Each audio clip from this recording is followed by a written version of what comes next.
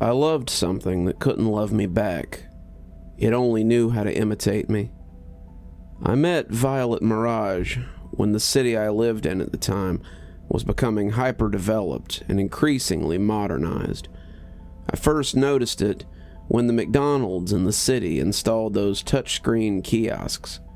I remember trying it one day after work, not because I was hungry, but because I was curious.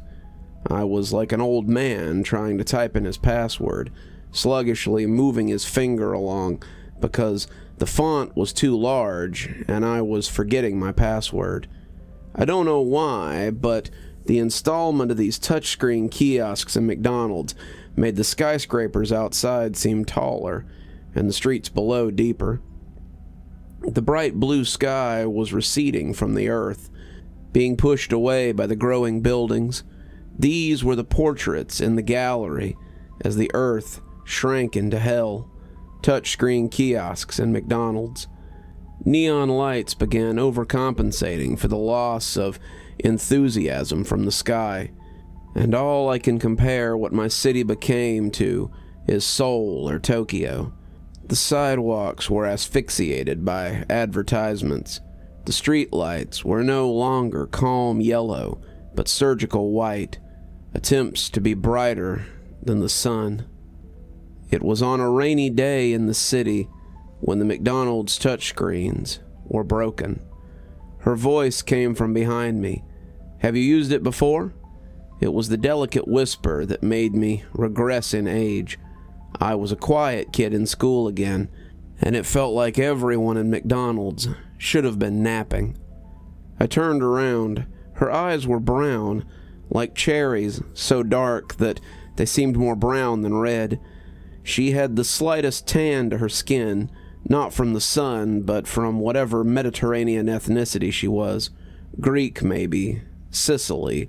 All those centuries, just to end up being a woman in the city. She was in a white nurse's uniform, with the red circle and white cross on it, marking her and making her look like a parody, more than the real thing. Her hair had obviously been dyed blonde, so I noticed the dirt color at the root. She smiled. "Couple of times," I answered, in a shy chuckle. "What's the matter?" She moped, and I felt as if she was about to do a medical exam on me, right there. I tapped the touchscreen over and over again, pressing my finger on an unresponsive square. "I think it's frozen." She bit her lip. You really only want a cheeseburger, huh?" I looked and saw that that was the option I had been fervently pressing. "Yeah, as a matter of fact, I do." "Here," she said, stepping past me. "Let me help. I'm good with technology." I watched the touchscreen respond to her touch. "We're gonna get you 2 cheeseburgers today. I only want the one, because I'm going to eat with you," she said, twirling around when the order was complete. "That was fast," I marveled. She waggled a finger at me teasingly. "I told you, I'm good with technology." We waited for our order, got it, and sat down by the window. The dreary city outside the rain-flecked window, our only real backdrop. "We use tablets at the hospital," she explained while we ate. "Sometimes I have to check in some of the older patients when they come in." "So, I'm like them?" I asked. "No," she almost giggled. She chewed and swallowed, becoming suddenly thoughtful. "It's all online. It's easier that way. The older people don't get it, but one day we'll be as old as them, and everyone will understand." "I never thought about it like that," I said. "See, like this touchscreen thing," she said. "They already have the technology. They're just implementing it slowly so everyone gets the hang of it. We grow together. We update together. I think I'm behind on a few updates." "I'll catch you up," she said. "I'm Violet, by the way. Violet Mirage." We shook hands over the McDonald's table that separated us as a car whizzed by outside, splashing rainwater against the window like rice being sprinkled at newlyweds. "I got to admit," she said, nodding to herself, "you have that grandpa vibe. What kind of phone do you have?" iPhone 5. What about you?" I asked out of politeness. 15. That's the newest? No, 16 is. Oh, look who's old now. Stop it, she said with a smile. My smile wasn't as... what's the word? My smile wasn't as exuberant as hers. Being a nurse, I assumed that she went to some kind of college, and the college years were fresh in her eyes and even fresher in her smile.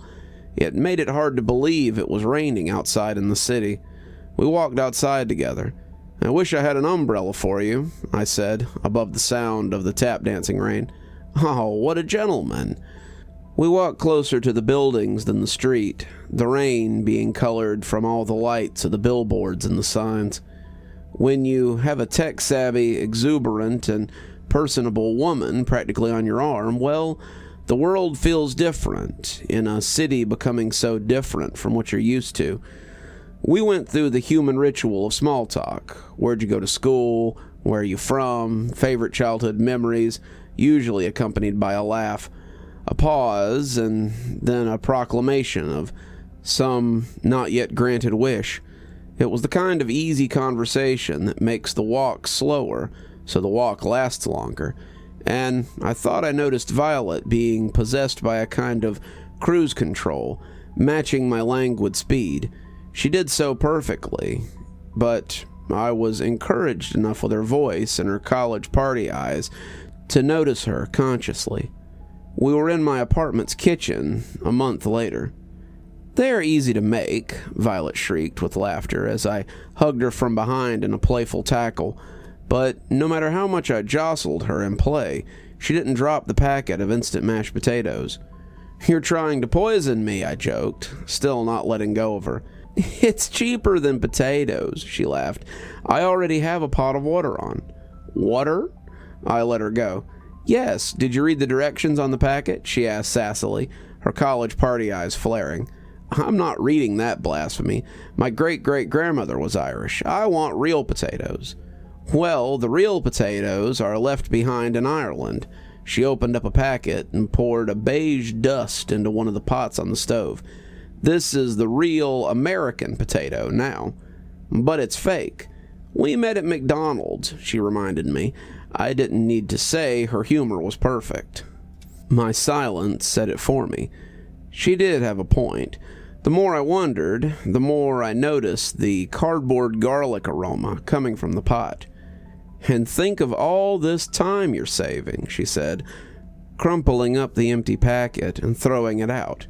It had taken her a while to remember that my garbage can was in the cabinet under the counter, but she knew it now.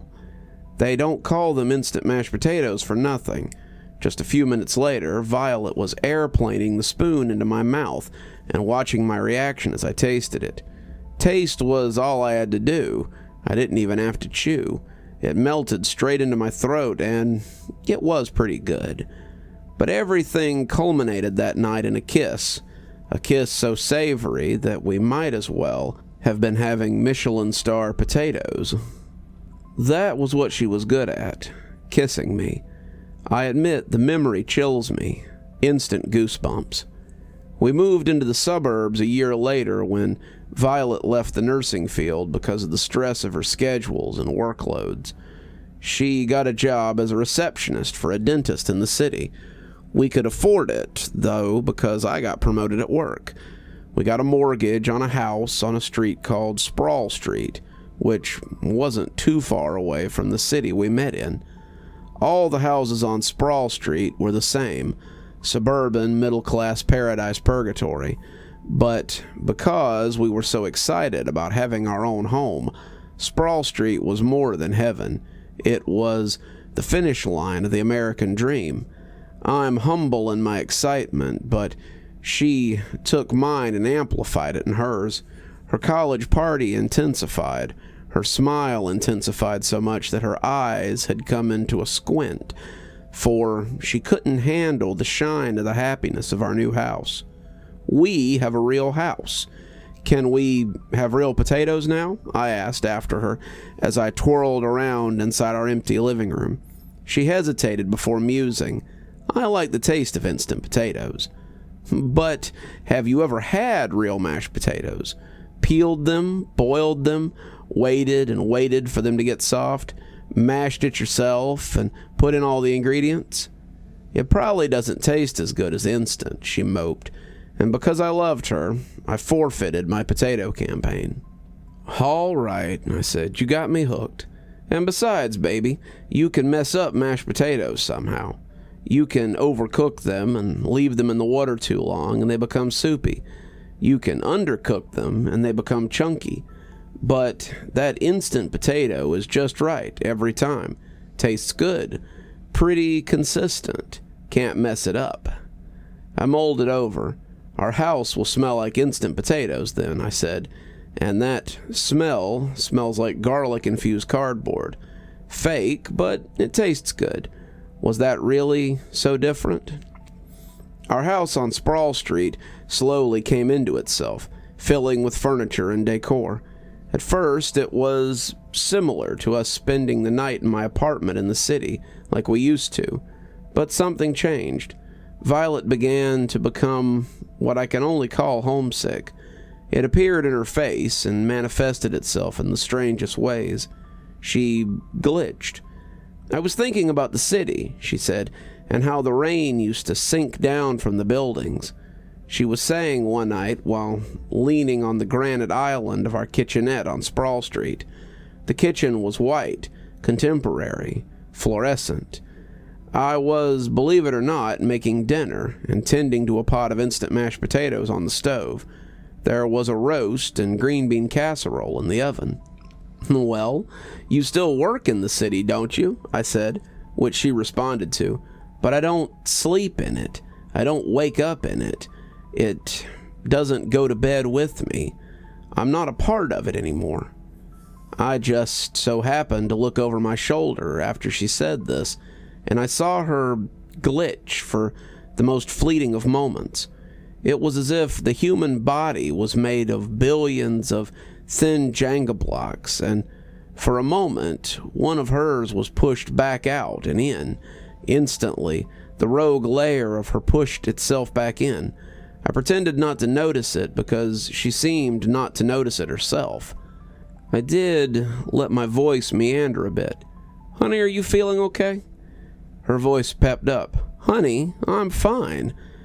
Why don't we go into the city more often? Find something to do in it. Make a day of it. I think, she said, that would be good. The days went on. I got a cold, but she didn't, and the precautions I took to keep her from catching it worked. She dyed her hair back to brown, and then to platinum purple, a weird kind of color. Maybe it was because we had a bigger closet on Sprawl Street, but I thought her wardrobe was growing. We were growing into Sprawl Street. I kept our lawn the same as everybody else's. We made friends with our neighbors. How could we not? Our houses were exactly the same.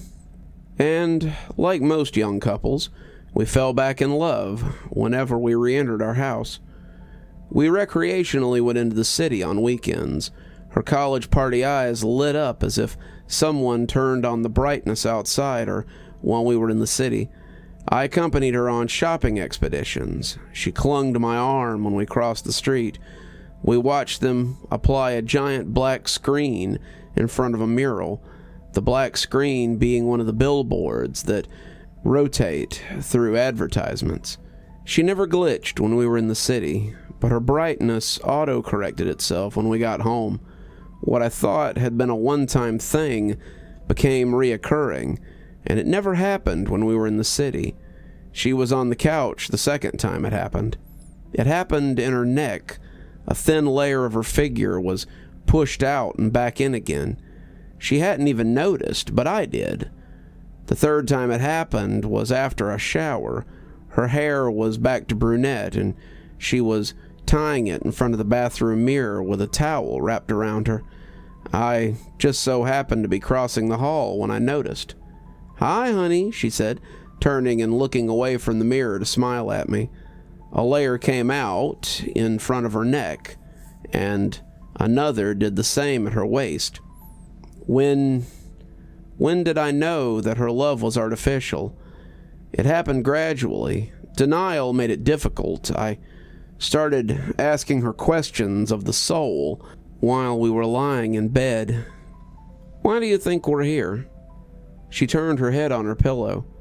"Why we're here?" she asked, mulling over the question. "You wanted to buy a house of your own." "No, I mean alive, living, breathing, existing." "Well," she said, turning her head away, "it's what you make of it." "But what do you make of it? What's your opinion?" "There's no known answer, so I guess I just don't have one. It's not something I think about," she said, and glitched, a layer of her existence jetting out at me and quickly repairing itself. Out of curiosity, I went to my phone and asked OpenAI the same question I'd asked her.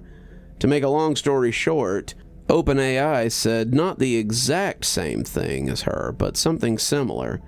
It gave me a long paragraph of philosophical garble about how many people have so many theoretical ideas, but there's no absolute answer. I asked it to summarize the answer, and its answer was that life is what you make of it. Of course, a human would probably say the same thing, but was her answer and OpenAI's answer similar for a reason or just coincidence? That night, when she got home from work and told me that she was researching new job opportunities, I held her. We were standing in the center of it, and I just held her and wished she was real. "Honey," she asked me, while gently swaying, "is everything all right?" "Yeah," I lied like her. I caressed her arm. Her skin felt real. Her skin felt so real. I took a deep breath and decided not to lie, but embellish the truth. "I just had a dream that you weren't real." "Not real?" she said. "That's silly." I pinched her arm. "Ow!" "Just checking." "Honey," I said, jumping into the house after work. Violet was upstairs in the kitchen when I came up. She had her laptop open on the granite island, probably surfing indeed. "We're going on vacation." "We are?" she asked. I whipped the travel brochure out of my pocket and let it frisbee onto the island. She looked at the picture, the Golden Gate Bridge on the cover, and meekly said, "California?" "What do you say? Even better, I'm renting a convertible so we can drive the Pacific Coast Highway." My excitement was a little artificial. I was more nervous than anything. Because she only glitched outside the city, I wondered how much she would glitch when we were all the way in California. I know it's crazy, but part of me was still convinced that she was real, that she was just as human as I was. She was sweet, she loved me, but the love was hollow, and it wasn't love. I knew this in a subconscious level, and it was something that wouldn't be unlocked to the courtroom of my consciousness until afterward. Violet was back to blonde now. She was wearing a yellow dress. She'd been glitching the whole entire trip. Even her voice had a delay to it. She looked worried, and once again, the brightness was down in her college party eyes. Her lagging got progressively worse the further away we got from the city, and the closer we got to California. It was when we were cruising on the highway on the side of a cliff when she showed me the new emotions that she had learned, dread and revelation in her college party eyes. It was that sobering moment when you realized that you were too far gone but had a full red Solo cup. It was the moment you remembered that you have an exam tomorrow that you haven't studied for. It was the moment of betrayal you feel when you realize someone knew your deepest, darkest secrets and they were going to use it against you. All that was in her eyes as we cruised. I was wearing sunglasses to keep out the bright California sun. I wonder if she could see herself and what was happening to her in the reflection of my sunglasses. How juxtaposed it was, the turquoise Pacific behind her as she parted her lips. The view was so beautiful. The Pacific Ocean might have actually been the deity that invented the word breathtaking. But Violet's reaction, the way she stared at me, the realization in her eyes, it made the crystal clear water and the emerald broom's edge down the base of the cake almost apocalyptic. And that was just how she looked at me as she started glitching for the final time, like the apocalypse was upon us. Her face flickered in and out of existence, never ruining her beauty as it came back. Her neck started doing the in and out of place layer thing, and her ears fell and came back up as if confused on where ears were supposed to be. The convertible was moving as smoothly as a spaceship, no gravity to bother us. We were cruising. The wind was roaring, and she was coming apart like paper, the layers zapping back and forth. Finally, she vanished. Connection was lost. The seatbelt that had been over her slung back into place. All there was to look at now was the Pacific Ocean. I felt free, but I knew that the face she made in the final moments had been imprinted onto the touchscreen of my mind. She was gone, and all I had to do now was drive as nature roared triumphantly at me. You're still here. Thanks for stopping by.